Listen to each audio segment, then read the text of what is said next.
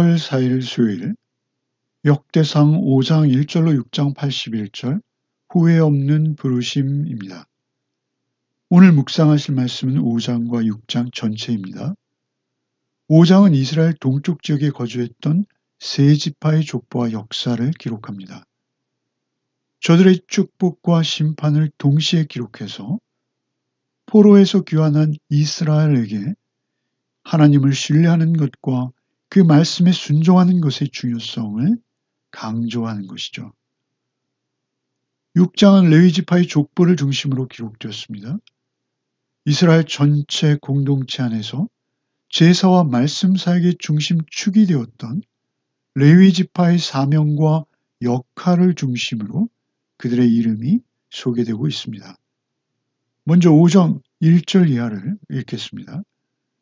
이스라엘의 장자 르우벤의 아들들은 이러하니라. 르우벤은 장자라도 그의 아버지의 침상을 더럽혔으므로 장자의 명분이 이스라엘의 아들 요셉의 자손에게로 돌아가서 족보의 장자의 명분대로 기록되지 못하였느니라. 유다는 형제보다 뛰어나고 주권자가 유다에게서 났으나 장자의 명분은 요셉에게 있으니라. 이스라엘의 장자 르우벤의 아들들은 하녹과 발로와 헤스론과 갈미요. 르우벤 자손과 갓사람과 므낫세 반지파에서 나가 싸울 만한 용사, 곧 능히 방패와 칼을 들며 활을 당겨 싸움에 익숙한 자는 44,760명이라.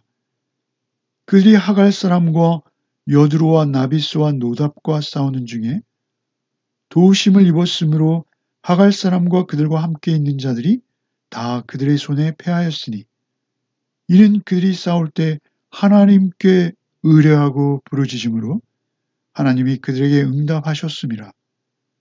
그들이 대적의 짐승 곧 낙타 5만 마리와 양 25만 마리와 나귀 2천 마리를 빼앗으며 사람 10만 명을 사로잡았고 죽임을 당한 자가 많았으니 이 싸움이 하나님께로 말미암았음이라. 그들이 그들의 땅에 거주함으로 사로잡힐 때까지 이르렀더라. 이제 이어지는 족보는 르우벤의 장자권부터 기록하고 있죠. 야곱의 장자였으나 그가 서무 빌하와 동침해서 부권을 넘본 죄로 장자권을 잃고 말았습니다. 장자는 마땅히 아버지의 재산 두 몫을 받아야 했지만 요셉의 두 아들 에브라임과 므낫세에게 넘겨주어야만 했습니다. 또한 형제들의 주권자가 되어야 했으나 이건 역시 오히려 가장 헌신적이었던 유다에게 넘어간 것이죠. 르우벤 한 사람의 범죄함으로 지파 전체가 영향을 받고 있습니다. 죄의 결과는 단순히 개인에게만 미치지 않는다는 것이죠. 공동체 전체에게 그 후손들에게까지 영향을 미치고 있는 심각한 것이 바로 죄입니다. 그럼에도 3절에 르우벤을 여전히 장자로 표시해 주시죠. 족보상으로 여전히 르우벤을 첫째로 기록해 주시고 그 후손의 삶도 상세히 기록해 주십니다. 이렇게 실패한 자라도 버리지 않으십니다. 타락한 인간의 실패에도 불구하고 잃어버린 장자권을 아주 빼앗지 않으시는 하나님. 심지어 신약에 이르러서는 많은 형제 중 맏아들 되신 예수 그리스도 안에서 우리를 회복시켜 주시기까지 하시는 그 하나님의 은혜로우심을 기억하게 되는 대목입니다. 첫사람 아담 안에 있었던 우리 역시 장자권을 상실한 자들이었죠. 그러나 이제 예수 그리스도 안에서 다시 하나님의 상속자요 하나님의 기억 속에 있을 뿐 아니라 하나님의 시민권자로 그 명단에 오르게 되는 것이죠. 이어지는 18절 이하는 요단 동편 두 지파 반의 전쟁 기록입니다. 그들이 44,760명이었으나 하나님께 의뢰하고 부르짖음으로 응답받고 있는 것이죠. 적군 10만 명을 포획합니다. 낙타와 양과 많은 나귀들을 얻고 있습니다. 적군의 절반에도 미치지 못하는 병력으로 어떻게 이렇게 큰 승리를 거둘 수 있었을까요? 이 전쟁이 인간의 힘으로 하는 것이 아니라라는 것입니다. 하나님의 은혜와 하나님의 능력에 의지해서 구원을 얻는 전쟁이라는 것이죠. 단순한 전쟁이 아니라 기도와 믿음의 싸움입니다. 성경 전체에 반복적으로 나타나는 원리요, 역대상에서도 계속 이어지는 원리입니다. 군대의 숫자나 전략이 아니라 전적으로 하나님께 의뢰하는 믿음의 싸움인 것이죠. 우리가 에베소서 6장에 그리스도 안에서 전신갑주를 갖추고 그리스도의 군사로 전쟁에 임하는 것, 그것이 승리의 비결이라는 것입니다. 아무리 적군이 강할지라도 하나님 안에서 그 전쟁을 감당할 때 하나님께서 승리를 주신다라는 것이죠. 우리가 중요한 결정을 내릴 때 또는 중요한 선택을 할 때 우리의 지혜나 우리의 경험을 의지하는 것이 아니라 먼저 하나님의 뜻에 의뢰할 때 하나님께서 우리의 삶 속에 승리를 주시는 것이죠. 시편 37편 5절에 내 길을 여호와께 맡기라 의뢰하라는 것입니다. 그를 의지하면 그가 이루신다 이렇게 말씀하시는 것이죠. 25절과 26절을 읽겠습니다. 그들이 그들의 조상들의 하나님께 범죄하여 하나님이 그들 앞에서 멸하신 그 땅 백성의 신들을 간음하듯 섬긴지라. 그러므로 이스라엘 하나님이 아스로 왕 불의 마음을 일으키심에 아스로 왕 디글랏 빌레셀의 마음을 일으키심에 곧 루벤과 갓과 므낫세 반지파를 사로잡아 할라와 하볼과 하라와 고산 강가에 옮긴지라. 그들이 오늘까지 거기에 있으니라. 요단 동편 두 지파 반은 숫자도 많고 군사력도 강력했습니다. 그 이유는 그들이 여호와를 의뢰하고 기도하는 삶을 살고 있었다라는 것이죠. 그러나 그들이 대적을 물리치고 승리를 거두어 평안한 시절을 맞이하자 그만 하나님을 떠나 그 인간 특유의 본성인 죄악의 길로 가고 만 것이죠. 그들이 하나님을 버리고 우상을 섬기자 그들은 아수르에 의해서 포로로 끌려가는 결과를 맞이하고 마는 것입니다. 특별히 그들이 하나님께서 멸해 주신 그 가나안 거민들 앞에서 그 가나안의 우상들을 섬기되 본문에서는 마치 간음하듯이 우상을 섬겼다라고 기록하고 있죠. 가나안 족속의 신 곧 바알과 아스타롯 그와 같은 미신 우상들에게 미혹되어서 하나님을 두고도 동시에 우상을 섬기는 간음과 같은 짓을 벌인 것입니다. 결과 그들은 북이스라엘이 아수르에 망하기 전에 먼저 10여 년 전에 아수르에 의해 정복당해 그들의 제국 아수르 내의 여러 곳으로 흩어짐을 당하고 마는 것이죠. 결국 죄의 결과는 하나님의 진노와 심판을 피해갈 수 없었던 것입니다. 이제 6장을 읽겠습니다. 레위의 아들들은 게르손과 그앗과 무라리요 그앗의 아들들은 아므람과 이살과 헤브론과 우시엘이요 아므람의 자녀는 아론과 모세와 미리암이요 아론의 자녀는 나답과 아비후와 엘르아살과 이다말이며 엘르아살은 비느하스를 낳고 비느하스는 아비수아를 낳고 아론과 그의 자손들은 번제단과 향단 위에 분향하며 제사를 드리며 지성소의 모든 일을 하여 하나님의 종 모세의 모든 명령대로 이스라엘을 위하여 속죄하니 아론의 자손들은 이러하니라. 그의 아들은 엘르아살이요 그의 아들은 비느하스요 그의 아들은 아비수아요 그의 아들은 붓기요 그의 아들은 우시아요 그의 아들은 스라히아요.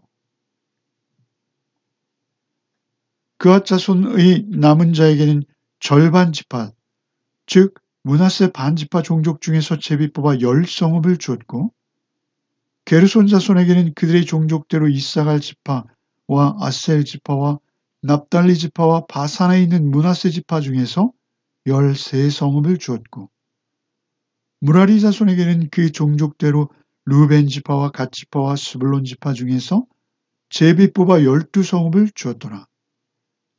이스라엘 자손이 이 모든 성읍과 그 목초지를 레위 자손에게 주되 유다 자손의 지파와 시므온 자손의 지파와 베냐민 자손의 지파 중에서 이 위에 기록한 여러 성읍을 제비 뽑아 주었더라. 창세기에서 야곱의 셋째 아들이었던 레위, 그는 시므온과 함께 세겜족에게 할례를 받게 하여 속여서 학살을 자행했던 자들이죠. 레위는 이 일로 인해서 그 후손들이 이스라엘 내에서 흩어지리라 라는 예언을 야곱으로부터 받아야 했습니다.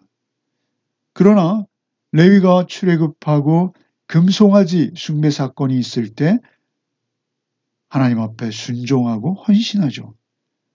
이 일을 계기로 이스라엘 지파 사이에서 레위는 오히려 지도자적 위치에 서게 됩니다.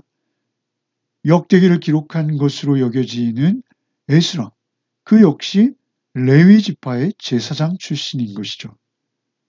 결과 하나님을 예배하는 것과 말씀 사역, 그 중보와 거룩함의 계승에 관해서 레위 지파의 족보를 더욱 중요하게 다루고 있는 것을 볼 수 있습니다. 1절에 레위의 아들들이 게르손, 그앗, 무라리가 연령의 순서대로 소개되고 있죠. 그리고 2절에 그앗의 아들들 가운데 아므람이, 그리고 3절에는 아므람의 자녀로 아론과 모세와 미리암이 기록되고 있습니다. 특별히 아론 계열의 제사장 직계 족보가 이어지며 바벨론 포로기까지의 흐름을 모두 기록하고 있습니다. 그리고 다시 16절로 30절에서는 게르손, 그앗, 무라리 자손 각각의 족보가 구체적으로 기록되고 그들의 역할과 할 일도 더불어 기록되고 있습니다. 31절 이하에는 다윗이 언약궤를 예루살렘으로 옮긴 후 레위인 중에서 찬송하는 자들을 세우는 일이 기록되어 있습니다. 아삽, 헤만, 에단, 시편에서 우리가 익숙히 보았던 그 이름들, 찬양 사역자들이 기록되고 있는 것이죠. 그리고 이어서 54절 이하 81절까지는 레위 자손이 이스라엘 가운데 각각 그 주어진 곳으로 어떻게 흩어져 있는지를 기록하고 있습니다. 레위인들에게는 땅을 기업으로 주지 않고 하나님 자신이 그들의 기업이 되신다, 이렇게 말씀하시죠. 다만 흩어진 그들 각자가 거주할 도시의 주변에 작은 목초지들만을 기업으로 주고 있습니다. 그들은 예배 중심의 삶을 살아야 했습니다. 그들은 백성들을 섬기며 뿔뿔이 흩어져서 특별히 제사를 집전하고 말씀을 가르치고 그들을 양육하는 일을 감당해야 하는 것이죠. 그들이 흩어져서 이스라엘 지파 가운데 하나님과 백성 사이의 중보자 역할을 감당하는 것이죠. 특별히 49절에 레위인들의 사역을 속죄하는 일이라고 하십니다.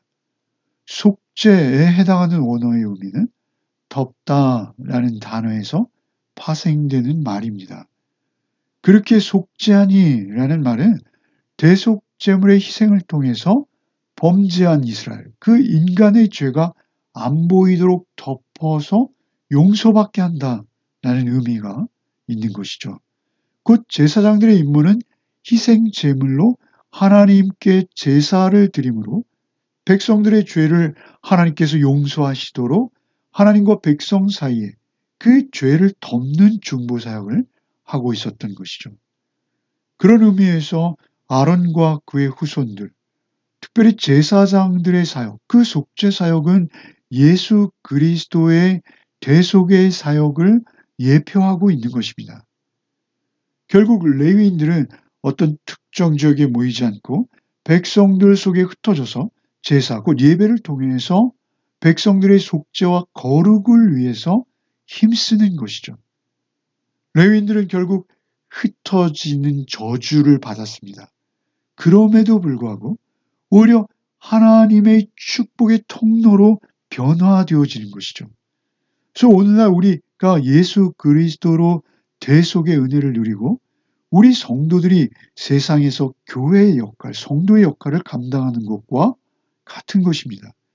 이제 신약 성경은 우리를 왕 같은 제사장이라고 하십니다.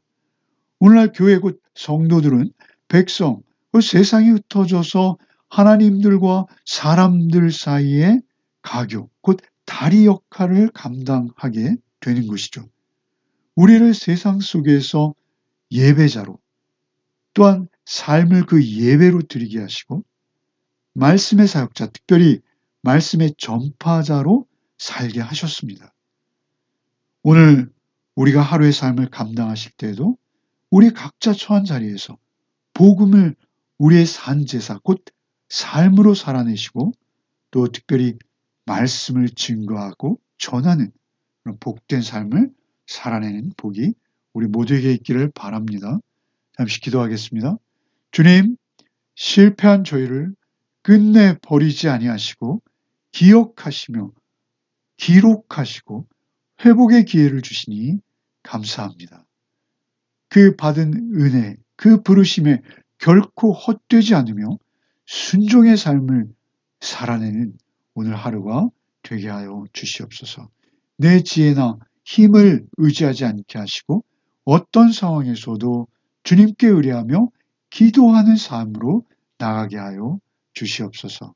예배와 말씀, 중보와 거룩의 삶에 헌신하며 그리스도의 속죄 사역을 본받은 제사장적 삶을 살게 하여 주시옵소서. 오직 성령님 동행하셔서 오늘도 주의 부르심에 후회 없이 응답하는 하루를 살아내게 하여 주시옵소서. 예수 그리스도 이름 받들어 기도하옵나이다. 아멘.